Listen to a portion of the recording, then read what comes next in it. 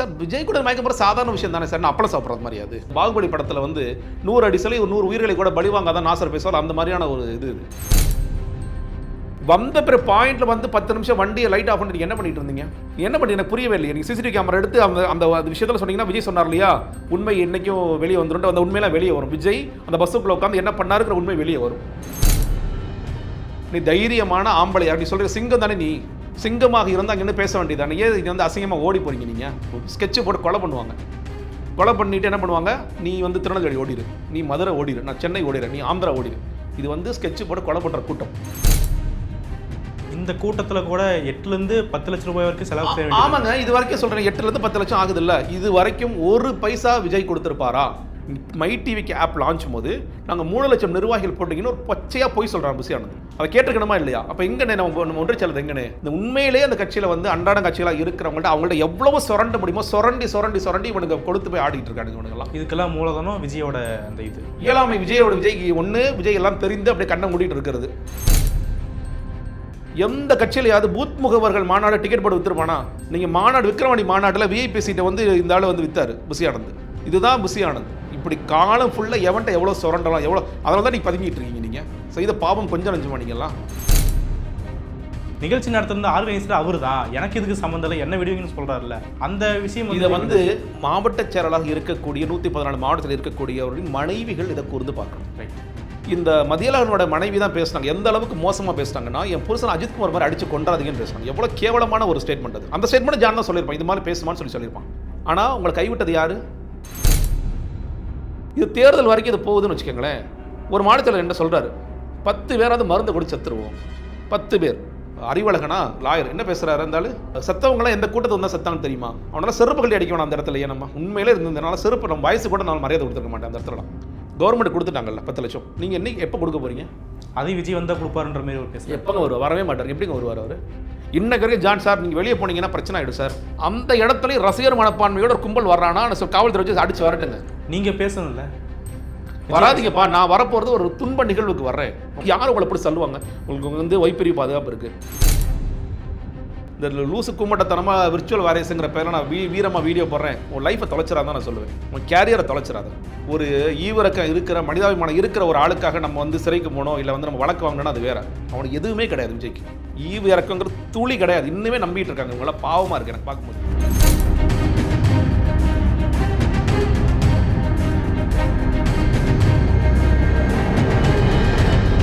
பேரலை நேயர்களுக்கு வணக்கம். இன்றைய நேர்காணலில் அரசியல் விமர்சகர், முன்னாள் தாவேகா நிர்வாகி திரு ஜெகதீஸ்வரன் அவர்கள் இருக்கிறார். அவரோடு பேசலாம். வணக்கம் சார். வணக்கம். கரூரில் நடந்த துயர்மிகு சம்பவத்தை நீங்கள் பார்த்துருப்பீங்க.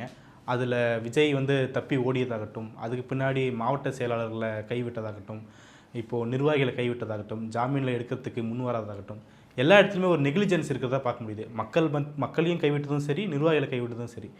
இந்த நெகிழ்ச்சன்ஸ் பற்றி இப்போது நியூ இண்டியன் எக்ஸ்பிரஸில் ஒரு கட்டுரை வந்திருக்கு. அதில் நிர்வாகிகளும் பலர் பேசியிருக்கிறாங்க. நிதி தொடர்பாகவும் எப்படியெல்லாம் அந்த சம்பவம் நடந்துச்சு அப்படின்றத பற்றியும் பேசியிருக்கிறாங்க. இதுக்கு போகிறதுக்கு முன்னாடி இந்த சம்பவத்தை நீங்கள் எப்படி பார்க்குறீங்க? அவர் விஜய் உடனே ரியாக்ட் பண்ணியிருக்கணும் அப்படிங்கிற விஷயத்த முன் வச்சுட்ருக்குறாங்க. நீங்கள் எப்படி ஒரு முன்னாள் தாவேக நிர்வாகியை பார்த்தீங்க? இல்லைங்க, நம்ம பேரலையிலே கூட டீட்டெயிலாக நம்ம வந்து நான் ஏன் வெளியே வந்தேன்னு ஒரு பெரிய வீடியோ பேசியிருப்பேன். நிறைய பேர் பார்த்துருப்பாங்க. நீங்கள் அதில் கூட ஒரு விஷயம் சொல்லியிருப்பேன். இந்த மாதிரியான சம்பவம் நிச்சயமாக நடக்கும் என்று எனக்கு மட்டுமல்ல, அதை ரொம்ப கூர்ந்து கவனிக்கிற பத்திரிகையாளர்கள் பல பேருக்கு தெரியும். இது என்னைக்காவது ஒருத்தர் நடந்துடும். ஏன்னா சொல்கிறேன் இல்லையா, நான் வந்து வெளியே வந்ததுக்கு மிக முக்கியமான காரணம் விக்கிரவாண்டி மாநாட்டில் நான் விமர்சித்து பேசிய விஷயங்கள். நான் என்ன விமர்சித்து பேசினேன்? இவ்வளோ பேர் மயக்கம் போட்டு விட்டீங்களே. ஏன்னா நான் வந்து அதற்கு ஒரு வாரத்திற்கு முன்னாடி நடந்த ஒரு யார் ஷோ குறித்து நான் கடுமையாக விமர்சித்து பேசுகிறேன். அவர் அரசாங்கத்தை குறித்து எனக்கு ஒரு வாரத்தில் பார்க்கும்பொழுது என்னை சுற்றி நிற்கிற குரல் எல்லாம், அண்ணா தண்ணி கொடுனா இன்றைக்கி எனக்கு கண்ணில் இருக்குது. தண்ணி கொடுனா அழுதுகிட்டே இருக்கான், மயக்கம் போட்டு விழுகிறான். மயக்கம் போட்டு விழுகிறது சாதாரணமாக எடுத்து கொண்டு போய் அவங்கள வந்து நல்ல பிழைக்க வச்சாங்கன்னு வச்சுக்கலாம். அது ஒரு விஷயம். டாக்டர்ஸ் ஹெல்ப் பண்ணாங்க, இங்கே இருக்கிற மெடிக்கல் கேம்ப்ஸ் ஹெல்ப் பண்ணாங்க. நான் அது வரைக்கும் ஓகே. பட் ஆனால் இது ரொம்ப நடந்துக்கிட்டே இருக்குது. நீங்கள் வந்து விக்கிரவாண்டி மாநாட்டில் நான் அன்றைக்கி சொல்லாத நம்பர் சில ஊடகங்கள் எனக்கு சொல்லிட்டு இருக்கேன். புசி ஆனந்த் என்னை கூப்பிட்டு சொன்னது 444 பேர் மயக்கம் போட்டாங்க அப்படின்னு சொல்லி சொன்னார். எவ்வளோ பேர்? 444 பேர். இதற்கு பிறகு மதுரையில் மயக்கம் போட்டு விழுந்தாங்களா? ஆமாம். திருச்சியில் மயக்கம் போட்டு விழுந்தாங்களா? ஆமாம். அரியலூரில் ஆமாம். வராத பெரம்பலூரில் ஆமாம். திருவாரூரில், நாகப்பட்டினத்தில், எந்த இடத்துல தமிழக வெற்றிக் கழகம் நடத்திய ஒரு கூட்டம் சுமூகமாக போச்சு? நான் கேள்வி. நாமக்கல்ல 41 பேர் ஹீட் ஸ்ட்ரோக்கு ஆனாங்களா? நாமக்கல் வரைக்கும் நடந்துச்சா? கரூரில் உயிரே போயிடுச்சு. அப்போது நீ என்ன ஒரு பெரிய பிரச்சனைனா, இந்த மெயின் ஸ்ட்ரீம் மீடியா வந்து விஜய் வந்துட்டார், சேர நாட்டில் விஜய், சோழ நாட்டில் விஜய், இந்த மாதிரிலாம் முட்டு கொடுக்குறாங்கல்ல, அவங்க யாராவது ஒருத்தருக்காவது மனசாட்சியோட இத்தனை பேர் ஏன் விஜய் மயக்கம் போட விட்டார் என்னைக்காவது பேசியிருக்காங்களா? அது பேசியிருந்தாங்கன்னா மயக்கம் போடுறதுங்கிறது இது வந்து ஒரு நாளைக்கு இறப்பாக மாறும்னு நம்மளாம் யோசிச்சிருப்போம். நார்மலைஸ் பண்ணிட்டே போகிறாங்க. நீங்கள் இதே மாதிரியான ஒரு மயக்கம் போகிற நிகழ்வு திமுக கூட்டத்தில் நடந்திருக்கட்டும், இல்லை அதிமுக கூட்டத்தில் நடந்திருக்கணும், எவ்வளோ பெரிய பிரச்சனை ஆக்கியிருப்பாங்க. 41 பேரை ஸ்டாலின் மயக்கம் போட விட்டார், 50 பேரை உதயநிதி ஸ்டாலின் மயக்கம் போட பேசியிருப்பீங்களா இல்லையா? விஜய் கூட்டத்தில் ஏன் விஜய்னா என்ன உங்களுக்கு அந்த ஊடக சொகுசு கொடுத்துட்டே இருக்கீங்களா? சார் விஜய் கூட மயக்கம் போட சாதாரண விஷயம் தானே சார், நான் அப்பளம் சாப்பிட்றது மாதிரி அது சாதாரணமாக சார் 10 பேர் மயக்கம் போட தான் சார் செய்வான். இது எப்படி தெரியுமா இருக்குது? இந்த பாகுபலி படத்தில் வந்து 100 அடி சிலை 100 உயிர்களை கூட பலிவாங்க தான் நாசர் பேசுவார், அந்த மாதிரியான ஒரு இது. அது தொடர்ச்சியாக நடந்து கொண்டே இருந்தது. இது என்னைக்காவது நடக்கும், நிச்சயமாக எல்லோருக்குமே தெரியும். அது நடந்து விட்டது. அது என்ன நீங்கள் வந்து அது கரூரில் ஏன் நடந்துச்சு இவர் பேசுகிறார்ல, கரூரில் மட்டும் ஏன் 5 மாவட்டங்களுக்கு பயணித்தேன், நீ 5 மாவட்டங்களில் நீ ஒன்று கண்ணை மூடிட்டு இருந்த, இல்லை மயக்கம் போட்டால் என் கூட்டத்தை வந்தால் மயக்கம் போட்டு விழுவான் அப்படின்னு நீ நினச்சிட்டு இருந்த, அவ்வளோதான் வித்தியாசம். உங்களுக்கு எல்லா இடங்களிலும் மயக்கம் போட்டவர்கள் கண்டிப்பாக தெரியும். நீங்கள் செய்திகளை பார்த்துட்டே தான் வர்றீங்க. ட்ரோன் ஷாட் வச்சுட்டானா நல்லா கூட்டம் வருதா. இன்னொன்று நீங்கள் கரூரில் முதல்ல எதுங்க மீட்டிங் நீங்கள் முதல்ல மாற்றினீங்க? அது பத்திரிகையில் என்ன எழுதிருக்காங்க, முப்பெரும் விழா நடந்த காரணத்தினால் நான் அதை விட பெரிய கூட்டம், அவர் பேசுகிறார்ல 3 என்னப்பா முப்பெரும் விழாவா 3 பேர் விழாவான்னு ஒரு கமெண்ட் அடிக்கிறார்ல, அதை விட பெரிய கூட்டத்தை காமிக்கிறேன். அது ஒன்று. நீங்கள் திருச்சியில் ஒரு கூட்டம் அப்படியே தொடர்ச்சியாக வருது, நான் சொன்னேன் புதிய கூட்டம் இல்லை, ஒரே கூட்டம் தொடர்ச்சியாக வருது. மரக்கடை பக்கத்தில் வேற ஒரு கூட்டம் நிற்கிது. அடுத்த வாரம் திருவாரூர் போகிறீங்க, நாகப்பட்டினம் போகிறீங்க, உங்கள் பஸ்ஸுக்கு பக்கத்தில் யாருமே வரல.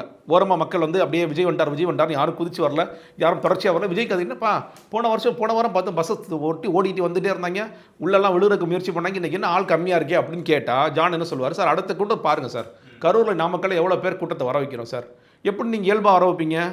அதுக்கு என்ன பண்ணணும்? நான் சொல்கிறேன், நேற்று ஒரு மாடுச்சலர் பேசுகிறாரு, எல்லா ஊர்கள்லேருந்து நாங்கள் வந்திருக்கோம் சார், கோயில்பட்டிலேருந்து வந்திருக்கோன்னு சொல்கிறாரு. கரூர் கூட்டத்துக்கு எது கோயில்பட்டிலேருந்து ஆள் இருக்கிறா? அட்லீஸ்ட் மதுரைனா கூட ஓகே, கோயில்பட்டியில் ஆள் வந்தாங்க ஓகே. நீங்கள் திருநெல்வேலி பகுதி அங்கிட்ட நடந்துச்சு, சவுத்தில் போனீங்க ஓகே, திருச்சியில் நடந்துச்சு, திருச்சி மண்டலம் வந்தீங்கன்னா ஓகே, திருச்சிக்கு அரியலூர் வந்தாங்க, பெரம்பலூர் வந்தாங்க, புதுக்கோட்டை வந்தாங்க ஓகே, அது கூட மன்னிச்சு விடலாம். நீங்கள் கரூர் கூட்டத்தை எதுக்கு கோயில்பட்டிலேருந்து 4 பஸ் எடுத்துகிட்டு வர்றாங்க வைங்க? எல்லா ஊர்களிலிருந்து மாடுச்சலர்கள் மூலியமாக திரட்டி ஆளை கொண்டு வந்து சேருன்னு சொல்லிட்டு அந்த கூட்டத்தை ஒன்று சேர்த்து பொதுமக்கள் கூட்டத்தை சேர்த்து சம்பளம் வாங்கிட்டு வர்றவங்களாம் இன்னும் ஏறட்டும். நீங்கள் நாமக்கல்ல முடிச்சில்ல, காவல்துறை உங்கள்கிட்ட சொன்னாங்கல்ல, காவல்துறை சொல்கிறாங்க சார் தயவுசெய்து சீக்கிரம் வாங்க, புசியானத்தில் சொல்கிறாங்க சீக்கிரம் வாங்க, இல்லை ரத்து பண்ணிட்டு போங்க. நீங்கள் என்ன பண்ணீங்க? அது பரவாயில்ல, கூட்டம் ஏறட்டும்.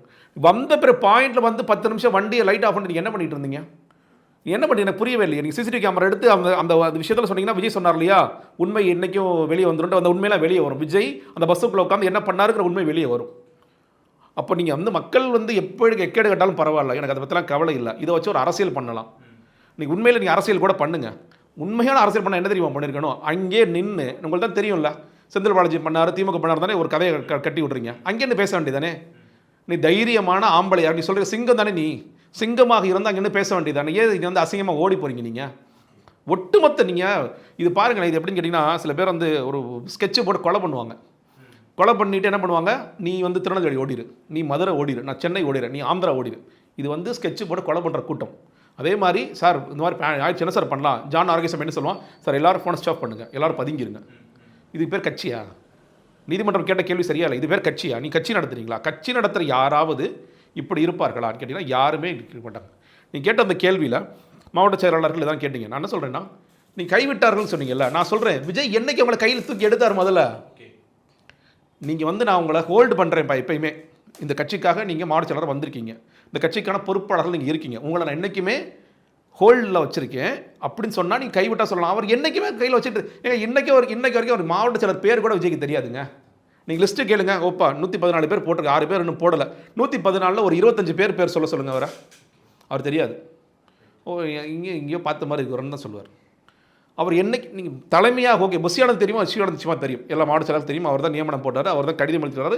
விஜய் வந்து ஒரு ரப்பர் ஸ்டாம்பர் கையெழுத்து போட்டு கொடுக்குறாரு, அவர் வந்து ஓகே கையெழுத்து போட்டு கொடுத்துட்டார். இத்தனை மாவட்ட செயலாளர் போட்டிங்கல்ல, இன்னைக்கு வரைக்கும் தலைமையிலிருந்து அந்த மாவட்டத்துக்கு ஒரே ஒரு துண்டு போயிருக்கா? ஒரே ஒரு துண்டு தான் நான் கேட்குறேன். திமுக இருக்காங்க, அதிமுக இருக்கிறாங்க, நீங்கள் வந்து இப்போ எடப்பாடி பழனிசாமி பயணம் போகிறார், நீங்கள் வந்து இங்கேருந்து என்னென்ன பண்ணணும், பேனர்ஸ் என்ன வேணும், டிசைன்ஸ் என்ன வேணும், இதெல்லாம் போட்டு கொடுத்து நீங்கள் பிரிண்ட் பண்ணுங்கம்பாங்க, காசு செலவு பண்ணி கொடுப்பாங்க, ஒன்றிய செயலாளர் கொடுப்பாங்க, சில நேரங்கள் அந்த மாவட்ட செயலாளர்கள் நீங்கள் எவ்வளோ போடுறீங்கன்னு போடுவாங்க. இது இப்படி தான் அரசியல் என்பது நடக்கும். தலைமையிலேருந்து ஒரு பங்கு போகும். இன்றைக்கு வரைக்கும் புஷி ஆனந்தோ விஜயோ இல்லை இன்றைக்கி சேர்ந்திருக்கிறவர்களோ இல்லை ஜான் ஆரோக்கியசாமி யாராவது சார் ஒவ்வொரு மாவட்டத்திற்கும் மாத செலவுங்கிறது இவ்வளோ இருக்குது, இது என்றைக்கா செஞ்சுருக்காங்களா? கிடையாது.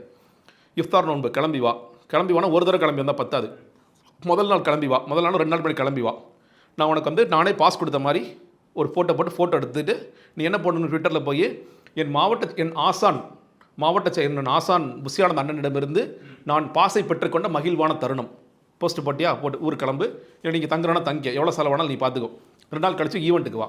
அவன் அந்த மாடு செலவர் என்ன பண்ணுவான், சாதாரணமாக வர முடியுமா, வர முடியாது, 2 கார் இல்லை 3 கார் இல்லை 2-3 பஸ்ஸு எடுத்துகிட்டு வாங்க, பாஸ் வாங்கிட்டு என்னப்பா நம்மளை 2 நாள் கழிச்சு என்னப்பா பண்ணுறது, தங்கு 15,000 30,000 20,000 செலவு பண்ணு, திரும்ப 2 நாள் கழிச்சு அடுத்த நாள் மறுபடியும் இதே செலவு பண்ணு. இந்த கூட்டத்தில் கூட 8லேருந்து 10 லட்சம் ரூபாய் வரைக்கும் செலவு செய்ய வேண்டியது. ஆமாங்க, இது வரைக்கும் சொல்கிறேன் 8லேருந்து 10 லட்சம் ஆகுது இல்லை, இது வரைக்கும் 1 பைசா விஜய் கொடுத்துருப்பாரா?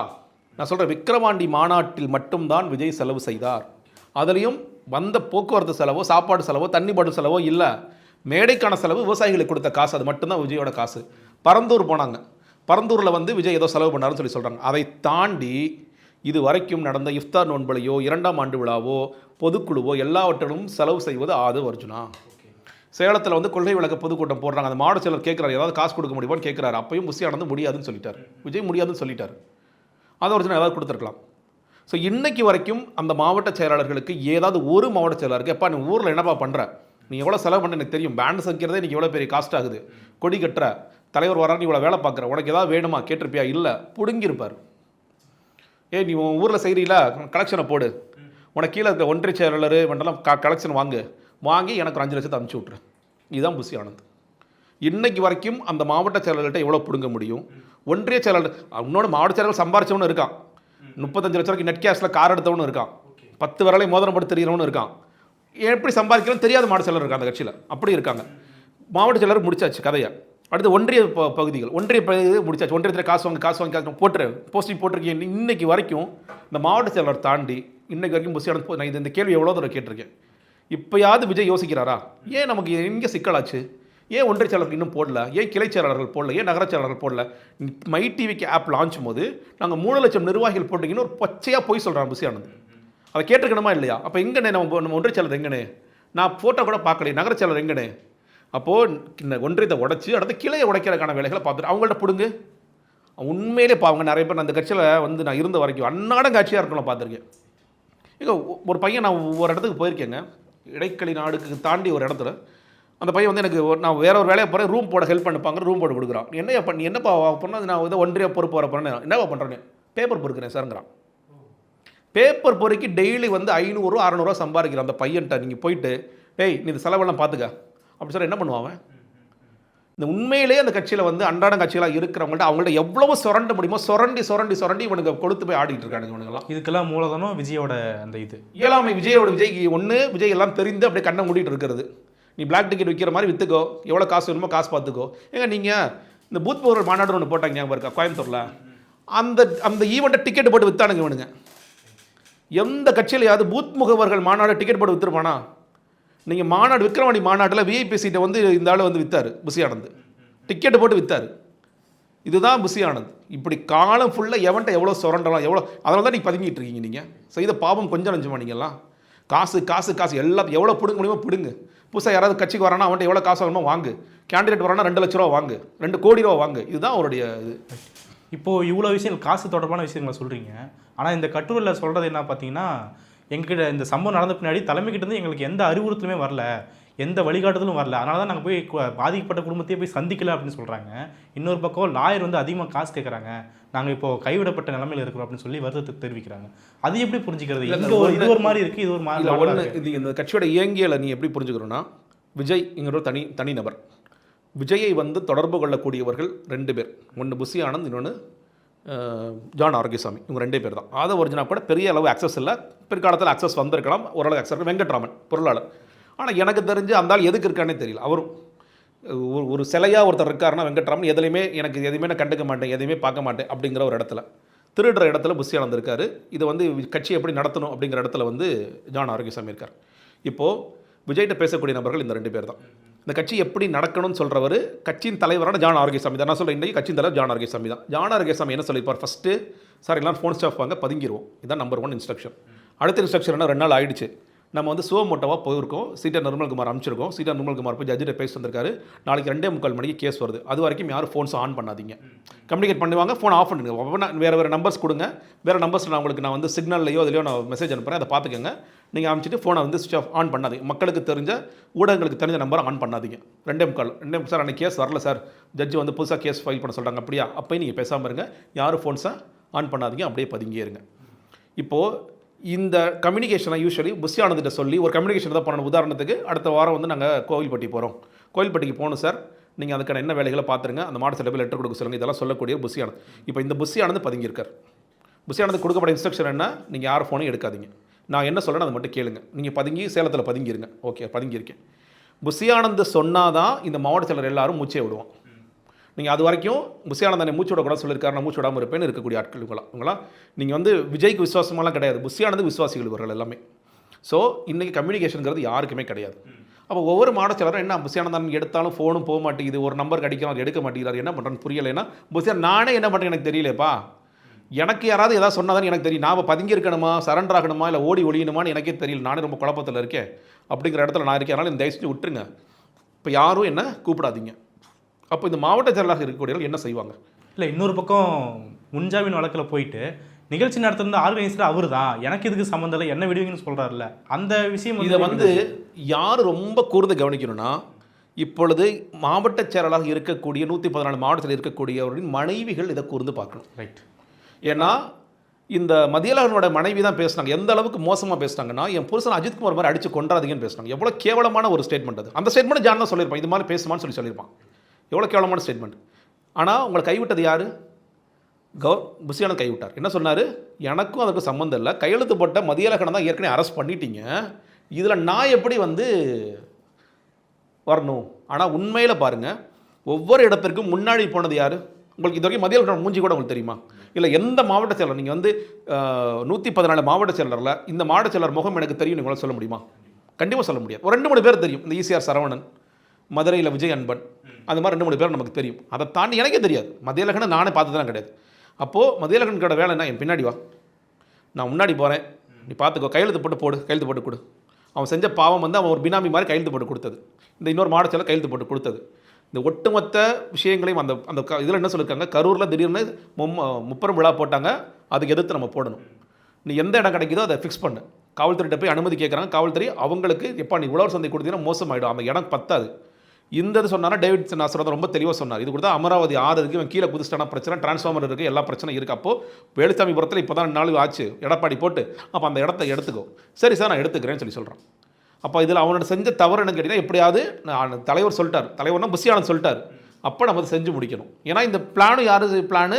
ஜான் ஆர்கிசாமியோட பிளான். சார் மாற்றுவோம் சார், நம்ம திமுக எதிர்த்தே நம்ம இங்கே 18ஆம் தேதி கால் வருது. ஆமாம், திமுக எதிர்த்து நம்ம ஒரு பெரிய வேலை பண்ண போகிறோம் சார், அங்கே திமுக பெரிய கூட்டமாக நம்ம கூட்டமாக பெருசாக காமிச்சிருவோம் சார், நம்ம அங்கேயே போய் பண்ணுவோம் சார் அப்படின்னு சொல்லி, நீங்கள் அந்த வெறியில் தான் கீழே வந்து கதறிட்டு இருக்கும் பொழுது நான் பேசுவேன், நான் பாடுவேன்னு ஒருத்தர் கொஞ்சம் கூட கூச்சம்னாலும் பாடிக்கொண்டிருக்கிறார். நீங்கள் அவரோட திசை திருப்பலான்னு சொல்லிட்டு போடுறாங்க. அந்த பவுன்சர் சொல்கிறார் இல்லையா, சார் பஸ்ட் ஹோகையா சார், வெடிக்க போகுது சார், கும்பல் வெடிக்க போகுது சார், ரொம்ப பிரச்சனை ஆகிட்டு இருக்கு சார். அப்போ நீ என்ன பண்ணிகிட்டு இருக்கீங்க? பாட்டு பாடிட்டு இருக்கீங்க, நீங்கள் வந்து கதை பேசிகிட்டு இருக்கீங்க. நீங்கள் உங்களுக்கு பார்த்தா தெரிய வேண்டாம், அங்கே இருட்டார், என்னங்க இருட்டார்? விஜய் தண்ணி பாட்டு தூக்கி போடுறாருல, இன்னும் யார் ஆளே இல்லாத தண்ணி பாட்டு தூக்கி போட்டாரா? ஜென்ரேட்டர் ஏறி மிதிக்கிறாங்கிறது தெரியுதுல்ல, கீழே வந்து கத்துறான்ல, எதுவுமே தெரியாதா விஜய்க்கு? எதுவுமே தெரியாது. இது எப்படி சொல்ல முடியும்? சரி, பஸ்ஸுக்குள்ளே உட்காந்துருந்தாங்கல்ல, ஜான் ஆரோக்கியசாமி உட்காந்துருக்கான், ஆதவ அர்ஜுனா, ராஜ்மோகன், யாரெல்லாம் உட்காந்துருந்தாங்க அவங்களுக்கு தெரியும்ல, நீ கீழே ரொம்ப பெருசாக மாறிட்டு இருக்குன்னு மேலே சொல்லணும், பதட்டமாக சொல்லணும். சார் செத்துட்டு இருக்காங்க சார் மக்கள், தயவுசெய்து பேச்சை நிப்பாட்டுங்க சார், வந்து விலகி போக சொல்லுங்கள் சார். மனுஷன் வந்து நான் ஒரு வேளை அந்த பஸ்ஸை தான் நான் பண்ணியிருப்பேங்க சார், தயவுசெய்து பேச்சை நிப்பாட்டுங்க, மக்கள் செத்துக்கிட்டு இருக்கான். இது ஏன் உங்களுக்கு இல்லை? சாகட்டும் சொல்லி ஏன் விடுறீங்க நீங்கள்? அப்படி அந்த அதாவதுங்க, ஒட்டுமொத்தமாக இவங்க என்னென்னா, செத்தா பரவாயில்ல நமக்கு என்ன. ஏன்னா இன்றைக்கி வரைக்குமே இவ்வளோ மயக்கம் போட்டு விழுந்ததுக்கோ இல்லை வந்து அவங்க கூட்டத்துக்கு வந்து ஆக்சிடென்ட் ஆகி செத்ததுக்கோ இன்றைக்கி வரைக்கும் இரங்கல் கூட தெரிவித்தது கிடையாது. அவங்களுக்கு ஒரு நிவாரணத்தை கொடுங்க. ஏன் மாவட்ட செயலாளர் சஜி இன்னும் திருநெல்வேலியில் காரணத்தில் இறந்து போனார், அவருக்கு இன்றைக்கு வரைக்கும் நீங்கள் என்ன பண்ணீங்க? உங்களோட மாநில செயலாளர் சரவணன்ட்டு விக்ரவாணி மாநாடுக்கு 2 நாளுக்கு முன்னாடி இறந்து போனார் ஹார்ட் அட்டாக்ல. என்ன செஞ்சார் விஜய்? அதிகபட்சமாக நான் ட்வீட்டு போடுவார், ஆழ்ந்த இரங்கலை தெரிவித்துக் கொள்கிறேன், தாங்கொண்டா துயரத்தில் இருக்கிறேன், ட்வீட்டு போடுவார். அதை தாண்டி விஜய்க்கான இயல்பான மனிதாபிமானம் என்பதே இல்லை, என்றைக்குமே இல்லை. அதனால் உண்மையிலேயே இந்த மாவட்டத்தோட மனைவிகள்லாம் இந்த ஸ்டேட்மெண்ட்டை பார்த்துட்டு இன்னுமே ஏண்டா இந்த கட்சியில் இருக்குது அப்படின்னு சொல்லிட்டு கணவன்மார்களை கண்டித்து இந்த கட்சியில் இருந்து அவங்களை வெளியே கூப்பிட்டு காப்பாற்றணும்னு நினைக்கிறேன். ஏன்னா இது தேர்தல் வரைக்கும் இது போகுதுன்னு வச்சுக்கோங்களேன். ஒரு மாவட்டத்தில் என்ன சொல்கிறாரு, 10 பேராவது மருந்து கொடுத்து செத்துருவோம், 10 பேர். ஏன்னா அவங்க என்ன சொல்கிறாங்க, செலவு பண்ண மாட்டேன், நான் காசு கொடுக்க மாட்டேன். விஜய் வந்து ரொம்ப தெளிவாக இருக்கார். என் பாக்கெட் இப்போ வச்சு யோசிப்பார், ஐயோ 40 பேர் செத்து போயிட்டான், 20 லட்சம் உனக்கு கொடுக்கணுமான்னு தான் யோசிப்பார். விஜய் அந்த மாதிரி ஆள் தான். நீங்கள் உச்சபட்ச நடிகர் 200 கோடி 250 கோடி என்ன வாங்கினாலும் என்னுடைய பாக்கெட்லேருந்து நீ காசு எடுக்கக்கூடாதுங்கிறது தான் விஜயோடைய நோக்கம். இதெல்லாம் அரசியலுக்கு ஏன் வர்றாரு அப்படிங்கிறது பெரிய நமக்குலாம் பெரிய கேள்வியாகத்தான் இருக்குது. இந்த பாக்கெட்டுக்குள்ளேயே நம்ம வச்சுக்கணும், நம்மகிட்ட மட்டும்தான் அந்த பணம் இருக்கணும் அப்படிங்கிறத ரொம்ப தெளிவாக இருக்கார். ஆனால் சாமானிய மக்களுக்கு விஜய் ஒரு பெரிய நடிகர், அவர் கட்சி ஆரம்பிக்கிறாருன்னா அவரோட காசு தானே செலவு பண்ணுவார் அப்படிங்கிற ஒரு இயல்பான ஒரு எண்ணம் இருக்குது. அதாங்க இதுக்கு என்ன பண்ணாருன்னு தான் நான் கேட்குறேன். எங்கே பண்ணியிருக்காரு? நீங்கள் அந்த மாவட்ட செயலர்கள், நீங்கள் ஒவ்வொரு ஊர்லையும் இருக்கிற சாமானிய மக்கள் அந்தந்த மாவட்ட செயலர்கள்ட்ட எப்படி இருந்தாலும் தொடர்பு இருக்கும் எல்லாருக்கும். சும்மா சாதாரண இயல்பாக போய் பேசுங்க. என்னென்ன கட்சியிலேருந்து பணம் பனையூர்லேருந்து உங்களுக்கு எவ்வளோனே வரும் கேளுங்க. எத்தனை துண்டனே அமைச்சிருக்காங்க. நான் சொல்கிறேன், துண்டையாக அமைச்சது இல்லைங்க. அந்த துண்டில் எவ்வளோ கமிஷன் பார்க்கலாம் தாங்க ஒருத்தர் வேலை பார்ப்பார். துண்டில் எவ்வளோ கமிஷன் பார்க்கலாம், கொடியில் எவ்வளோ கமிஷன் பார்க்கலாம். நான் எல்லா ஊருக்கும் போயிருக்கேங்க. போய் அப்போ இந்த ஜீப்பில் ஒரு கொடி போடுறீங்களா, அது தலைமையில் இருந்து ஏன்னா கேட்குறீங்க. சும்மா நான் இங்கேருந்து போய் நாமக்கல் அடிச்சுட்டு இருக்கோம், கரூரில் அடிச்சுட்டு இருக்கோம் அப்படி தான் சொல்லுவாங்க. அதெல்லாம் ஒன்றுமே பண்ண மாட்டாங்கண்ணே இந்த கட்சியில். அவங்க எப்போ நான் இன்னுமே ரசிகர் பண்ணுறோம், படம் ரிலீஸ் ஆகும்போது பேனர் நீ தானே வைப்ப. நீ அந்த முதல் நாள் டிக்கெட் சேல்ஸ் பண்ணி நீ ஒரு காசு பார்ப்பில்ல. அதே மாதிரி நீ வந்து எப்போயோ உன்னால் முடிஞ்ச அளவு நீ ஒன்றரை சேலாட்டையோ இல்லை பகுதி சேலாட்டையோ நீ காசை வாங்கி அடிச்சுக்கோ, திருடிக்கோ. எனக்கு அதை பற்றியில் கவலை இல்லை. கரப்ஷன்லாம் சும்மா தலைவர் தான் பேசிகிட்டு இருப்பார், அவர் கிடக்கிறாரு. நீ எவ்வளோ திருட முடியுமோ திருடிக்கும். அதுதான் அந்த கட்சியோடைய. நீ எதை சொல்கிறேன், பூத் மூரல் மாநாடா நீ சேலத்தில் நடத்திட்டீங்க, நீங்கள் வந்து கோயம்புத்தூர் நடத்திட்டீங்களா, அந்த பகுதியில் இருக்கிற மாவட்ட செயலர்களாம் டிக்கெட் விற்றுக்கியா, 2000 டிக்கெட் விற்றுக்கோ. அடுத்து மதுரையில் நடக்குதா 2000 டிக்கெட் போட்டு விற்றுக்கோ, தஞ்சாவூர் நடக்குதா டிக்கெட் போட்டு விற்றுக்கோ. இதுதான் அந்த கட்சி. இப்படி நீங்கள் வந்து திருடி சம்பாரிச்சிடலாம் அப்படிங்கிறது. ஆனால் அவனு வந்து சொல்லலையா, திறமையானவன் திருடுவான், அது எதுவுமே முடியாதவன் என்ன பண்ணுவான், இன்னொன்று திருடியும் சொந்த வீட்டுக்கு எடுத்து போக முடியாது, திருடுறவனு சொல்கிறேன். சில பேர் ரொம்ப இதாக இருக்காங்க. மற்றவங்க என்ன பண்ணுவாங்க, செலவு ஒரு கூட்டம் போட்டால் எங்களுக்கு வந்து 10,000 ஆகுது, இல்லை ஒரு 15,000 ஆகுது, வரவங்களுக்கு டீ காஃபி வாங்கி கொடுக்கணும், இல்லை ஒரு மண்டபம் பிடிக்கணுங்க, சின்ன இடம் பிடிக்கணும், 10,000 ஆகுது, நாங்கள் எங்கேங்க போவோம், எங்களுக்கு எதுவுமே இல்லாமல் நாங்கள் என்னங்க பண்ணுவோம். அந்த மாதிரி நீங்கள் அந்த மாதிரி வேர்வை சிந்தி உழைக்கிற இந்த மக்களுக்கு விஜய்ங்கிற நபர் எப்படி எவ்வளோ தள்ளியிருக்காரு பாருங்கள். எனக்கு இதை பற்றிலாம் எந்த அக்கறை இல்லை, செத்தா சாகு என் கூட்டத்தை. அதுலேயும் இந்த மதிய அறிவழகனா லாயர் என்ன பேசுகிறாரு இருந்தாலும், செத்தவங்களாம் எந்த கூட்டத்தை வந்தால் செத்தான்னு தெரியுமா, அவனால் செருப்பு கட்டி அடிக்கணும் அந்த இடத்துல. ஏன் நம்ம உண்மையிலே இருந்ததுனால செருப்பு நம்ம வயசு கூட நான் மரியாதை கொடுத்துருக்க மாட்டேன் அந்த இடத்துலலாம். உன் கூட்டத்தில் வந்து செத்தவங்களை பார்த்து என் கூட்டத்தை வந்து செத்தாங்கன்னு ஒரு லாயர் கேட்குறான், அவனுக்கு பின்னாடி ஒரு 10 பேர் இருக்காங்களா, அவங்களுக்குலாம் கொஞ்சமாவது புத்தி இருக்கா? யாராவது இப்படி கேட்பாங்களா? முகத்தை வந்து பார்க்கணுங்கிறதுக்காக வந்து செத்து போன கும்பல். அதெல்லாம் எப்படி உங்களால் இப்படிலாம் பேச முடியுது? இன்றைக்கு வரைக்கும் உங்களால், நான் சொல்கிறேன், 20 லட்சம் நீங்கள் அனௌன்ஸ் பண்ணீங்களா, கவர்மெண்ட் கொடுத்துட்டாங்கல்ல 10 லட்சம், நீங்கள் என்னைக்கு எப்போ கொடுக்க போகிறீங்க? அதை விஜய் வந்தால் கொடுப்பாருன்ற மாதிரி ஒரு பேச. எப்போங்க வருவார்? வரவே மாட்டார். எப்படிங்க வருவார் அவர்? இன்னைக்கு வரைக்கும் ஜான் சார் நீங்கள் வெளியே போனீங்கன்னா பிரச்சனை ஆகிடும் சார், நீங்கள் வந்து தள்ளுமுள்ள ஆகிடும் சார். எப்போ எங்கே தள்ளு எனக்கு ரொம்ப சிம்பிளாக எப்படி தள்ளுமுள்ளாகும்? நீ வந்து இறந்தவரோட வீட்டுக்கு போகிற அந்த இடத்துல ரசிகர் மனப்பான்மையோட ஒரு கும்பல் வர்றானா, காவல்துறை வச்சு அடிச்சு வரட்டுங்க. நீங்கள் பேசணும்ல, வராதிங்கப்பா. நான் வரப்போகிறது ஒரு துன்ப நிகழ்வுக்கு வர்றேன், ஒவ்வொரு வீடாக நான் வரேன், 41 பேர் வீட்டுக்கும் வர்றேன், அந்த குழந்தைகளோட மரணம் எனக்கு மனசை உழுக்குது, நான் வர்றேன் அப்படின்னு சொல்லி நீங்கள் வந்தீங்கன்னா யாரும் உங்களை எப்படி சொல்லுவாங்க? உங்களுக்கு வந்து வைப்பிரிவு பாதுகாப்பு இருக்குது. காவல்துறையிட்ட சொன்னீங்கன்னா காவல்துறை இது வந்து கூட்டம்லாம் கிடையாது, விஜய் வந்து ஒரு இரங்கல் தெரிவிக்க ஒரு வீட்டுக்கு வரப்போகிறாரு, எவ்வளவு பாதுகாப்பு கொடுக்கணுமோ கொடுத்துருவாங்க, கவர்மெண்ட் கண்டிப்பாக கொடுக்க போகிறாங்க. எது உங்களை தடுக்குது? இல்லை உங்கள் நிர்வாகிகள் மட்டும் சொல்லலை, மற்ற மாவட்ட செயலாளர்களை ரீச் அவுட் பண்ணி, இல்லை உங்களுக்கு தான் ஃபோன் ஸ்விட்ச் ஆஃப் பண்ணிட்டீங்க, ட்விட்டரில் போடுங்க, நாமக்கலுக்கு கரூரை விட்டுருங்க, கோயம்புத்தூர் திருப்பூர் மாவட்ட செயலாளர்கள் உடனடியாக கிளம்பி சென்று கரூரில் பாதிக்கப்பட்ட மக்களை பார்த்து இந்த 20 லட்ச ரூபாய் கொடுங்க. நீங்கள் ஒருத்தர் கதை எழுதிட்டு இருக்காங்க, என்ன கதை எழுதுறாங்க, ஆயுத பூஜை சரஸ்வதி பூஜை விடுமுறை என்ற காரணத்தினால் நாங்கள் காசோலையாக கொடுக்கலாமா அல்லது நேரடியாக வங்கி கணக்கில் செலுத்தலாமா என்று யோசித்து கொண்டிருக்கிறோம். கேவலம் அல்ல உனக்கு சொல்கிறதுக்கு. லீவுக்கும் நெஃப்ட் பண்ணுறதுக்கு ஆர்டிஜிஎஸ் பண்ணுறதுக்கு என்னடா பிரச்சனை உங்களுக்கு? ஏன் நீ பண்ண போகாதா? நீங்கள் அந்த அக்கௌண்ட்டை வாங்கி நேற்று நீ ஆயுத பூஜை அன்னைக்கு ஆர்டிஜிஎஸ் பண்ணால் போகுமா போகாதா? செக்கு நீ தானே கொடுக்க போகிற, செக்கு அவங்க எப்பயோ போட்டுக்க போகிறாங்க. செக்கை கொடுக்குறது எதுக்கடா ஆயுத பூஜை உங்களுக்கு? மனசு இல்லைங்க, அவர் பண்ண மாட்டாருங்க. அவர் வந்து பண்ணுவார் ரொம்ப நம்மளாம் பேச உடனே பண்ண எங்கள் அண்ணன் பண்ணிட்டார் பார்த்தியா, நீ பண்ண மாட்டேன்னு சொன்ன ஒருத்தர் கிறுக்குத்தனமாக எழுதுவான் அவன். ரைட். பரந்தூரில் வாகனத்துக்கு வந்து வாடகை கொடுக்கணும்னு சொல்லி வீடியோ போட்ட மாதிரி தான் அங்கே வாடகை போடுது. அதான் நம்ம லட்சணம். அதெல்லாம் புசியானது திருடி இருப்பார். அதில் அவரோட வழக்கம் அது. விஜய்கிட்ட எவ்வளோ காசுங்களும் எவ்வளோ திருடலாம், எவ்வளோ கமிஷன் அடிக்கலாம் அப்படின்னு அவர் திருடக்கூடிய நபர் அவர். இந்த மாதிரியான ஒரு கட்டமைப்பு ரீதியான வழிகாட்டு நெறிமுறைகள் போலன்றது ஒரு பக்கம். இன்னொரு பக்கம் இந்த பிரச்சனைக்கு பின்னாடி சட்ட சிக்கலில் மாட்டிட்டு இருக்கிறாங்க நிறைய பேர். அவங்களுக்கு கூட ஹெல்ப் பண்ண முடியாது அப்படின்னா அதை எப்படி புரிஞ்சுக்கிறது? இன்னொரு பக்கம் ஆவதவர்ஜனா போயிட்டு அறிவலகனை வச்சு டீல் பண்ணுறாரு, சிபிஐக்கு வழக்கு போகணும்னு சொல்லி ப்ரெஸ் மீட் வச்செல்லாம் பேசுகிறாரு. அவங்களுக்கு மட்டும் ஒரு பாதுகாப்பு இருக்கிற மாதிரியான ஒரு தன்மை இருக்குது இல்லை? இல்லைங்க, அதான் சொன்னீங்களே நீங்கள் கூட. நீங்கள் அதாவது இப்போ நான் அந்த கட்சியில் இருக்கும்போது எனக்கு ஜான் சொன்னது, பிரதர் நீங்கள் தனியாக பர்சனல் லாயர் வச்சுக்கோங்க. உங்களுக்கு இப்போ கூட சொன்னீங்களே பர்சனல் லாயர் வச்சுட்டு நிறைய காசு கேட்குறாங்கன்ற சொன்னது, பிரதர் என்றைக்குமே இந்த கட்சி உங்களை காப்பாற்றாது. அந்த கட்சியோடைய செய்தி தொடர்பாளராக இருந்து மீடியாவை ஃபேஸ் பண்ண ஒருத்தனுக்கு கிடைத்த பதில், இயல்பாக கிடைத்த பதில், பிரதர் திடீர்னு நாள் ஃபோன் பண்ணுறேன், என்ன சார் என்ன ஜான் நீங்கள் சொல்லுங்க பிரதர், ஒரு லாயர் வச்சுக்கோங்க பிரதர், என்ன வேணாலும் நடக்கும் பிரதர், நீங்கள் உங்களை காப்பாற்றிக்கோங்க, கட்சி என்றைக்குமே வராது. அதுதானே எல்லாருக்குமே அப்ளிகபிள். எனக்கு ஒரு லாயர் வச்சுருக்கேன் பிரதர், விஜய் சாருக்கு ஒரு லாயர், அவர் விஜய் சாருக்கு பிரச்சனை லாயர்ஸ் இருக்காங்க, புஷி ஆனந்துக்கு ஒரு லாயர் இருக்காங்க. அப்போது நான் வந்து இல்லைங்க என்னால் முடியாதுங்க, என்னால் செலவு பண்ண முடியாதுங்கன்னா அப்புறம் ஜெயிலுக்கு போங்க பிரதர். ஆமாம் சொல்லியிருப்பான், வேறு என்ன சொல்லியிருப்பாங்க, அப்புறம் ஜெயிலுக்கு போங்க பிரதர், நான் உங்களை காப்பாற்ற மாட்டேன் பிரதர். நீ கேட்டால் நீ யாரும் கூட தெரியாது. அதுதான் நீ பண்ணுறாங்க. இந்த லூசு கும்மட்டத்தனமாக விர்ச்சுவல் வாரியஸுங்கிற பேரில் நான் வீரமாக வீடியோ போடுறேன். உன் லைஃப்பை தொலைச்சிடாதான் நான் சொல்லுவேன், உன் கேரியரை தொலைச்சிடாத. அதாவது ஒரு ஈவிரக்கம் இருக்கிற மனிதாபிமானம் இருக்கிற ஒரு ஆளுக்காக நம்ம வந்து சிறைக்கு போனோம், இல்லை வந்து நம்ம வழக்கு வாங்கினோன்னா அது வேறு. அவனுக்கு எதுவுமே கிடையாது. விஜய்க்கு ஈவு இறக்கங்கிறது துளி கிடையாது. இன்னுமே நம்பிட்டு இருக்காங்க. இவங்களாம் பாவமாக இருக்குது, எனக்கு பார்க்கும்போது ரொம்ப பாவமாக இருக்குது. அவருக்கு மனிதாபிமானங்கிறது ஒரு துளி கூட கிடையாது. ஒரு நபருக்காக நான் வந்து எங்கள் அண்ணனுக்காக, எங்கள் அண்ணன் சாப்பிட்டாரா தூங்கினாரா, நீ முன்னாடி வீடியோ பார்த்தில்ல, உங்கள் அண்ணன் சாப்பிட்டாரா தூங்கினாரா தெரிஞ்சுதாப்பா அதில். அவர் என்ன பண்ணணுமோ அதை செஞ்சுட்டே தான் இருப்பார். அவர் 6 மணிக்கு மேலே என்ன பண்ணணும், 5 மணிக்கு மேலே என்ன பண்ணணும், எல்லா வேலையும் செஞ்சுட்டே தான் இருப்பார். அவருக்கு வந்து எந்த விதமான குற்ற உணர்ச்சியும் கிடையவே கிடையாது. சிறு குற்ற உணர்ச்சி கூட கிடையாது. John sir video on start, okay John script நல்லா இருக்கா ஜான், 4 நிமிஷம் நல்லா பேசிட்டேன்னா, அதுவும் நீ பேப்பரே பார்க்காம படிச்சிருக்கேன் பார்த்தீங்களா ஜான், அதுதான் சொல்லுவார் விஜய். அதுதான் அவர் வெற்றி. நான் பாருங்கள், பேப்பரே படிக்காமல் எவ்வளோ சீக்கிரம் மனப்பாடம் பண்ணி பார்த்தீங்களா, அதுதான் வெற்றி. அவருக்கு வந்து குற்ற உணர்ச்சி எதுவுமே கிடையாது. அதனால் இந்த பசங்க உங்களோட வாழ்க்கையை தொலைச்சிடாதீங்க. இது நடந்துச்சு நாம் தமிழரில். இந்த மாதிரி ஒரு ஆர்வ கலரில் வேலை பார்த்து வெளிநாட்டில் இருந்து நான் வீடியோ போட்டேன், வெளிநாட்டில் திட்டேன்னு சொல்லி வேலை போய் இந்த மாதிரி விஷயங்கள்லாம் நடந்துச்சு. அதே மாதிரி இந்த வளர்ந்து வர பசங்க இளைஞர்கள் இது மாதிரி பண்ணாதீங்க. என்னோட பேரண்ட்ஸுக்குமே ஒரு பெரிய பொறுப்பு இருக்குன்னு நான் பார்க்குறேன். நான் உண்மையிலே ஏற்கனவே சொன்னேன், இந்த மாதிரி நான் விஜய் ரசிகர் இல்லை எந்த ரசிகராக இருந்தாலும் நான் ரொம்ப ஒரு அதீத தன்மைக்கு போகும்போது விளக்கமாக கொண்டு அடிங்கன்னு நான் சொல்லுவேன். இது போதும். இன்றைக்கி ஒரு அம்மா அழுகிற கண்ணீர் என்னால் பார்க்க முடியல. ஒருத்தவங்க அழுகுறாங்க, என் பிள்ளை போயிருச்சுங்க, நான் வேலைக்கு அவன் வந்து கலெக்ஷனுக்கு போகிறேன்னு சொன்னால் கூட்டத்துக்கு போனதே தெரியாதுங்க, அவன் போய் இங்கே மாட்டிக்கிட்டு செத்து போயிட்டாங்க, 31 என் சாமி என் சாமி என் சாமின்னு ஒரு பொம்மை அழுகுது. அப்போ நீங்கள் சின்ன வயசுலேருந்தே விஜய் ரசிகர், நான் வந்து இது கூட்டத்தில் ரொம்ப தீவிரமாக இருக்கேன், முதல் நாள் முதல் ஷோ பார்த்தே ஆகணுங்கும் போது அன்னைக்கு விளக்கமாக வச்சு நம்ம பசங்களை அடிச்சிருந்தோம்னா இன்றைக்கி இது போகாது. நம்ம இன்றைக்கி வன்முறை நம்ம வந்து பசங்களை அடிக்கக்கூடாதுன்னு சொல்கிறோம். ஆனால் இந்த மாதிரி ஒரு தற்கொலையாக போய் செத்துச்சுன்னா என்ன பண்ணுறது? தற்கொலைகளாக தான் நம்ம போயிட்டுருக்கோம். அந்த தலைமுறை காப்பாற்ற வேண்டிய பொறுப்பு எல்லாரை விட பெற்றேன்னா அந்த வழி வந்து பெற்றோர்களுக்கு தான். ஒவ்வொரு குடும்பத்திலையும் ஒரு இழப்பு ஏற்படும் போது அந்த வழி என்னங்கிறது நமக்கு தெரியும்.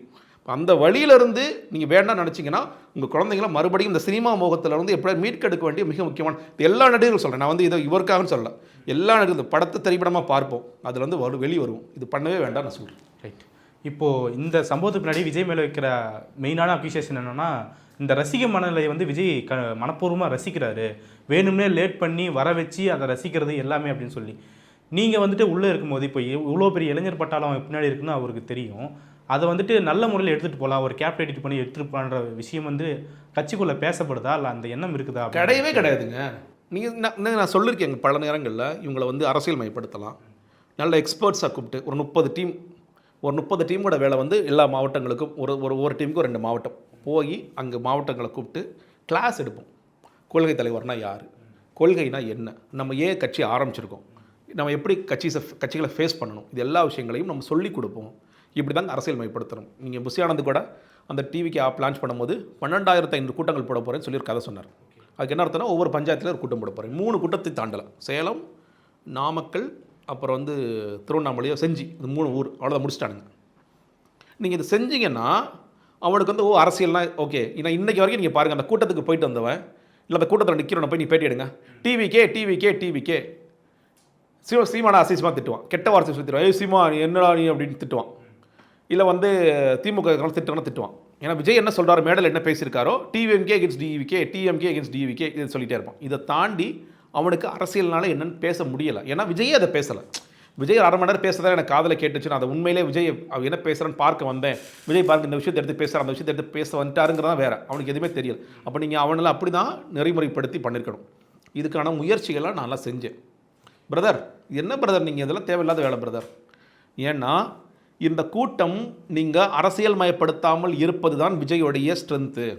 ஓடி வந்து கம்பியில் நீ கிரீஸ் பூசினாலும் ஏறி விழுவேன்னு சொல்கிறான் இல்லையா, மரத்துலேருந்து ஏறி குதிக்கிறான்ல, அதுதான் டிவிக்கோட ஸ்ட்ரென்த்து. அப்படி இருக்கிறவங்க தான் ஓட்டு போட நம்புகிறாங்க. கண்மூடித்தனமாக விஜய் நான் வந்து சிஎம் ஆகிட்டார், அவன் கனவுலேயே இருப்பான், விஜய் நான் சிஎம் ஆகிட்டார், விஜய் நான் பாருங்கள் அது செஞ்சுட்டார் இது செஞ்சுட்டார். அவங்களாம் எப்போ ரியாலிட்டிக்கு வருவானுங்கன்னா இது நடக்கவே நடக்காது. தப்பித்தவறி ஒரு கனவு உலகத்திலேயே தப்பித்தவறி ஒரு சிஎம் ஆகிட்டார் வச்சுக்கோங்களேன். என்னடா விஜய் நான் இவ்வளோ பேர் தற்கொலையாக இருக்காரு, விஜய் எனக்கு இந்த அடிப்படையான விஷயங்கள் கூட தெரியலையே அப்படின்னு தெரிய வரல. அப்போ தான் அவனுக்கு புரியும். இப்போது நீங்கள் நம்ம சேனலில் பேசும்போதும் சரி, மற்ற சேனலில் பேசும்போதும் சரி, கட்சி பற்றி பேசினா விஜய் கட்சின்னு ஒரு பேர் இருக்கும், ஆனால் விஜய் பற்றி பேச்சு அங்கே இருக்காது. ஃபுல்லாக பூசி ஆனந்த், ஜான் அப்படிங்கிற பேச்சு தான் இருக்கும். இப்போ எல்லாருமே தலைமறைவாக இருக்காங்க. இப்போ விஜய் எடுக்கக்கூடிய முடிவு என்னவா இருக்கும்? அவர் இந்த சம்பவத்தை தாண்டி அவர் என்ன விஷயத்த கட்சி மூலமாக எடுத்துகிட்டு போவார்னு பார்க்குறீங்க? விஜய் வந்து இப்பொழுதும் சுய முடிவு எடுக்கவில்லை. சுய முடிவு எடுத்திருந்தாருன்னா அட்லீஸ்ட் அந்த கரூரோட ஸ்டாம்பீடுக்கு பிறகு ஒரு பட்சத்துக்கு நான் சொல்கிறேன், விஜய்க்கு உண்மையிலே தெரியலை. ஆனால் திருச்சியில் ரிப்போர்ட்டர் வந்து சார் 31 பேர் இறந்து போயிட்டாங்க சார்னு கத்தும் போது விஜய்க்கு தெரியும். செய்தி வந்தனால தான் திருச்சி ஓடணும்னு ஓடுறாப்புல. அந்த ஒரு நொடியில் கூட சுயறிவுன்னு ஒன்று இருந்திருந்தா விஜய் ஸ்டாப் பண்ணுங்கள், நான் போகலை, நான் கரூரில் தங்கியிருக்கேன், ரிப்போர்ட்டரை பார்த்து பேசாடி கூட திரும்பி நின்று நான் போகலங்க, தூரமாக நின்று கூட நான் போகலங்க, இங்கே தான் இருக்க போகிறேன், ஏதாவது கை காமிச்சிட்டாவது போயிருப்பார். விஜய் திருச்சி ஓடுறார். ஏன்னா ஜான் திருச்சி ஓட சொல்லிட்டாப்புல. சார் நான் இங்கே பதுங்கிட்டேன் சார், நீங்கள் அங்கே பதுங்கிருங்க, நீங்கள் அந்த மலையில் பதுங்கிருங்க, நான் இந்த மலையில் பதுங்கிடுறேன், எல்லாரும் நம்மளாம் கொல்ல கூட்டம் பதுங்கிட்டீங்க. 3 நாள் உடனே ஜான் இப்போ என்ன ஜான் பண்ணணும் சார், ஒரு ட்வீட் ஒன்று போட்டு விட்ருவோம், இவங்க கதறிட்டே இருக்காங்க, ட்வீட் போட்டுருவோம். சரி ட்வீட் என்ன சார் ட்வீட் போட போகிறோம், எங்கேயோ நடந்தைகள் மாதிரி சும்மா ஆழ்ந்த இரங்கல், அது விஜய் கூட தெரியாது, ஏன்னா ஐடியாஸ் எல்லாம் ஜான் தான் ஹேண்டில் பண்ணுறாரு, சும்மா போட்டுவிட்டார்.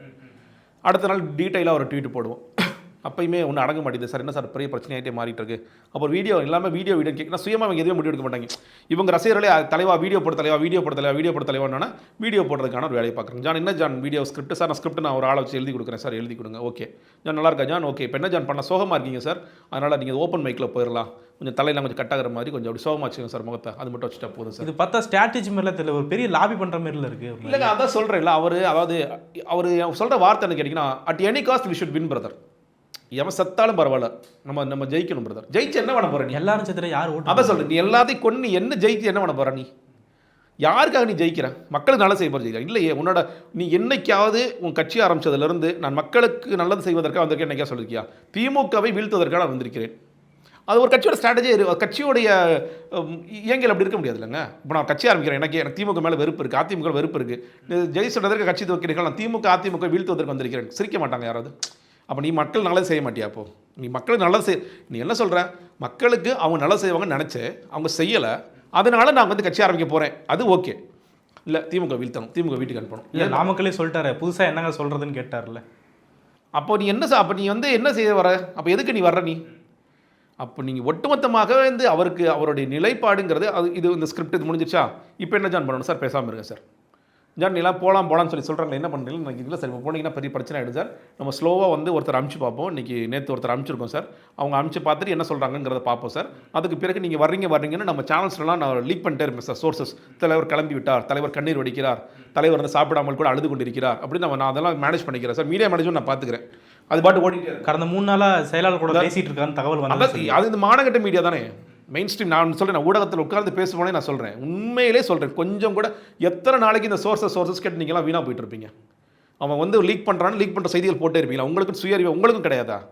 நீங்கள் எதுக்காக இவ்வளோ, அதாவது நீங்கள் பில்டப் பண்ணலாங்க, உங்களுக்கு எல்லாத்துக்கும் ஒரு திமுக வன்மம் இருக்குது, ஒரு கட்சி மேலே வன்மம் இருக்குது, தாராளமாக பண்ணுங்க. ஆனால் இவ்வளோ பெரிய ஆபத்தை நீங்கள் வளர்க்குறீங்கன்னு எப்போ நீங்கள் இப்போ உணர போகிறீங்க? நம்ம எல்லாம் அப்படியே ஒரு வசத்தை வளர்த்துக்கிட்டு இருக்கோன்னு என்றைக்கு நீங்கள் உணர போகிறீங்க? ஏங்க ஒரு விஷயம் சரியில்லை அப்படின்னு சொல்லிட்டு நீங்கள் வேறு விஷயத்தை கொண்டு வர்றீங்க, அது வந்து ரொம்ப கேடுகட்ட விஷயமா இருந்தால் அது எப்படி நீங்கள் வளர்க்க முடியுது உங்களாலும் கேட்குறேன். ஏங்க இந்த 41 மரணத்தில் மீடியாவுக்கு மிக முக்கியமான பங்கு இருக்கா இல்லையா? நீங்கள் தானே வளர்த்து விட்டீங்க. விஜய் கிளம்பி விட்டார், விஜய் கேட்டை திறந்து விட்டார், விஜய் அதே காரில் பயணிக்கிறார். அங்கேருந்து திருச்சியில் என்ன நடக்குதுங்க, திருச்சி ஏர்போர்ட் என்னங்க நடக்குது, கரூர் என்னங்க நடக்குது, நீங்கள் தானே பண்ணீங்க. அவ்வளோ பெரிய முக்கியமான செய்தியாக விஜய் வந்தார் பேசினார், அது வரைக்கும் ஓகே. சரிங்க, உங்களுக்கு ஒரு வியாபாரம் விஜய் வளர்த்து விடணும், நீங்களாம் மனப்பூர்வமாக நினச்சி புதுசாக ஒரு ஃபோர்ஸ் வந்துருச்சுன்னா எல்லாம் மாறிடும் அப்படின்னு சொல்லி ஒன்று பண்ணீங்க. அது எதுவுமே நடக்காமல் அவர் மோசமாகிட்டு இருக்கும் பொழுதும் நீங்கள் இன்றைக்கும் என்ன பண்ணுறீங்க, ஜான் என்ன சொல்கிறாரோ அதை கேட்டு போட்டு இருக்கீங்க. மாவட்ட செயலரிடம் பேசி விட்டார், உடனடியாக 20 லட்சத்தை கொடுக்க சொன்னார். கொடுக்க வேண்டியதானே, யார் கொடுக்க சொன்னார் கதை சொல்லியிருக்கீங்க. இவ்வளவும் பண்ணது. ஆனால் இதெல்லாம் சோர்சஸ். ரியாலிட்டியில் நடந்தது என்ன, ஆயுத பூஜைக்கு அந்த வண்டியை வச்சு பூஜை போட்டுட்ருக்காங்க. ரியாலிட்டியில் நடந்ததுங்கிறது 41 பேர் பலியான அந்த வாகன பேருக்கு பூஜை போட்டால் சார் தோஷம் கழியும் சார்னு ஜோசியர் சொல்லியிருப்பார், அவர் தோஷத்தை கழிக்கிறார். இதுதான் விஜய். இவர் வந்து பெரியார் கொள்கை தலைவராக எடுத்துக்கிட்டு இருக்கவர். இறுதியாக சார், இப்போது கரூர் விஷயத்தை பற்றி பேசுகிறோம், அதுக்கு முன்னாடி நாமக்கல் நடந்த விஷயத்தை பற்றி எழுத்தாளர் பெருமாள் முருகன் அவர்கள் தீக்கதில் ஒரு கட்டுரை எழுதியிருக்காரு. அதில் குறிப்பிட்டு சொல்கிறது என்னென்னா, மருத்துவ முகாம்கள் ஏற்பாடு பண்ணாங்க, மருத்துவ முகாம்கள் அந்த கலந்துக்கிட்ட டாக்டர்களுக்கும் நர்ஸுகளுக்கும் தண்ணியும் சாப்பாடு ஏற்பாடு பண்ணி கொடுக்கலன்ற ஒரு விஷயம் சொல்கிறாரு. அதுக்கப்புறம் அவர் வரத்துக்கு முன்னாடி சில பேர் மயக்கம் போட்டு விழுந்துட்டாங்க, அவங்க விழுந்து எந்திரிச்ச வார்த்தை என்ன கேட்குறாங்கன்னா, சிகிச்சை முடிஞ்சு என்ன வார்த்தை கேட்குறாங்கன்னா, விஜய் விஜய் போயிட்டாரா இருக்காரா அப்படின்ற அந்த மனநிலை எப்படி புரிஞ்சுக்கிட்டு இருந்தாங்க? இல்லை அதாங்க, ஒரு ஒரு மோசமான ரசிகர் வெறியில் நம்ம இருக்கோம். மோசமான, அதான் சொல்ல, ரொம்ப ரொம்ப மோசமான ஒரு ரசிகர் வெறியில் இருக்கும். அதை தான் இந்த கும்பல் அறுவடை செய்கிறதுக்கான முயற்சிகளை பண்ணுறாங்க. நம்ம வந்து எப்படின்னா, சில ஆங்கில திரைப்படங்களை வந்து சில பேருக்கு இன்னும் இன்னும் பார்க்கலையா நீ, நமக்கு ஐயோ இந்த படத்தை பார்த்தே ஆகணும் போல இருக்குது அப்படின்னு ஒரு ப்ரெஷர். விஜய் படங்கள் கூட அப்படி தான். விஜய்னா படம் எவ்வளோ சூப்பராக இருக்குது, படம் நல்ல மொக்கையாக இல்லாட்டி இருந்தால் கூட நம்ம வந்து பார்த்துடணும். இப்போ அதே மாதிரி விஜய் உங்கள் ஊருக்கு வந்தார், விஜய் நீ பார்த்துட்டியா பார்க்கலையா, விஜய் எங்கள் ஊருக்கு வந்தார் நான் பார்த்துட்டேனா பார்க்கலையா அப்படிங்கிற, அதனால தான் இந்த கூட்டம் ஏறிட்டே இருக்குது. விஜய் உங்கள் ஊருக்கு வந்திருக்காரு பார்க்காம இருக்கு நீ, எப்போ புதுக்கோட்டை வந்துட்டாருப்பா, திருச்சி வந்துட்டாருப்பா, அப்போ அரியலூர் வந்துட்டாருப்பா, நீ பார்க்கணும்ப்பா அப்படிங்கிற ஒரு ஒரு ஒரு ஒரு வெறியை ஊட்டிகிட்டே இருக்கிறாங்க. விஜய் வந்து அதை ஊக்குவிக்கிறாரு, அதை வந்து ரசிக்கிறாரு, அதை வந்து எப்படி பன்மடங்காக மாற்றுறதுன்னு முயற்சி பண்ணுறாரு. சொல்கிறார்ல, நான் கூட வேற அமௌண்ட் நினச்சிருக்கீங்களா, வேறு லெவல். அதுக்கான அர்த்தம் என்ன, நீங்கள் வாங்க, நிறைய வாங்க, இன்னும் நீங்கள் மரத்தில் ஏறினாலோ, நீ டிரான்ஸ்ஃபார்மரில் ஏறினாலோ, நீ ஜென்ரேட்டரில் ஏறி மிதிச்சினாலோ, என் ஒயரை கட் பண்ணினாலோ அதை பற்றிலாம் எனக்கு எந்த அக்கறையும் எந்த கவலையும் இல்லை அப்படின்னு சொல்கிறாங்க. இறந்து போனார் அம்மா உடனடியே பேசுகிறாங்களே, விஜய் அண்ணாக்கும் இதற்கும் என்னங்க சம்மந்தம்னு கேட்குறாங்களா. ஒரு சிறு அக்கௌண்டபிள், ஏங்க விஜய் அண்ணா ஓடி போனார்னு அவங்க கேட்கல, விஜய் அண்ணாக்கும் இதற்கும் என்னங்க சம்மந்தம்னு கேட்குறாங்க. இப்போ அந்த அளவிற்கு மிக மோசமாக நம்ம வந்து இந்த சினிமா, இந்த குறிப்பாக விஜயால் பாதிக்கப்பட்டுள்ளதாக தான் நான் பார்க்குறேன். அவங்க எல்லோரையும் மீட்க வேண்டிய கடமை எல்லோருக்கும் இருக்கிறது. வேறு நம்ம என்ன பண்ணணும், நம்ம மக்கள் தான் கடைசியாக. உண்மையிலே சொல்கிறேன், முதலமைச்சர் வந்து எவ்வளவு நல்லா அதை ஹேண்டில் பண்ணாருன்னு பார்த்தோம். எந்த ஒரு தலைவனும் தங்கள் எந்த கட்சிக்காரங்களுமே அந்த கூட்டத்துக்கு வந்தவங்கள சாகணும்னு நினைக்க மாட்டாங்க. அதுதான் வந்து மெச்சூரிட்டிக்கான அடையாளம். அப்படி தான் அவர் விஜயும் அந்த மாதிரி ஹேண்டில் பண்ணி தானே பரவாயில்லப்பா, விஜய் ஒரு மெச்சூர்டான லீடர். சாரி சார், தப்பாக நடந்துருச்சு, இனிமேல் நடக்காமல் பார்த்துக்குறோம், எல்லாருக்கும் உங்களுக்கு பொறுப்பு இருக்குது. ஆனால் சிஎம் சார் டயலாக் பேசுவார். ஆமாம், அது மட்டும் தான். அவர் வந்து வேறு மாதிரி டயலாக் பேசுகிறார். அப்போ அதிலிருந்து தான் மக்கள் புரிஞ்சுக்கணும். நீங்கள் வந்து இத்தனைக்கும் சில மக்கள் ஆளுங்க தரப்பை குறை சொல்கிறாங்க. ஆனால் இவங்க எப்படி ஹேண்டில் பண்ணாங்க, விஜய் இன்னும் ஹேண்டில் பண்ணுறதுக்கு தயாராக கூட இல்லாமல் இவர் பதுங்கியிருக்கார் அப்படிங்கிறத அந்த வேறுபாடை புரிஞ்சுக்கிட்டாங்கன்னா, விஜய் போயிட்டாரா போகலையா அப்படிங்கிற கேட்க மாட்டாங்க. இனிமேலும் விஜய் வந்தாலும் வராவிட்டாலும் நாங்கள் எங்கள் வாழ்க்கையை பார்த்துக்கிட்டு இருப்போம் அப்படிங்கிற இடத்துக்கு நகருவாங்க. இது எல்லோருக்குமான அட்வைஸ் என்னென்னா, மறுபடியும் சினிமா நடிகர் இல்லை யாருமே சொல்ல வந்துட்டார், அவரை பார்க்க போகிறோம், இவரை பார்க்க போகிறோம், அதுலேருந்து வெளியே வாங்க. தமிழ்நாடு ஒரு முன்னேறிய மாநிலம், நமக்கு ஒரு பேர் இருந்துச்சு, இருக்குது. கரூர் சம்பவத்தான வெளிநாட்டில் தான் ஒருத்தர் பார்க்குறவே, நான் ஒரு நடிகரை பார்க்க போய் செத்து போனாங்களா நீங்கள் என்ன ப்ரோக்ரஸிவ் ஸ்டேட்னு சொல்லி கேட்பான்.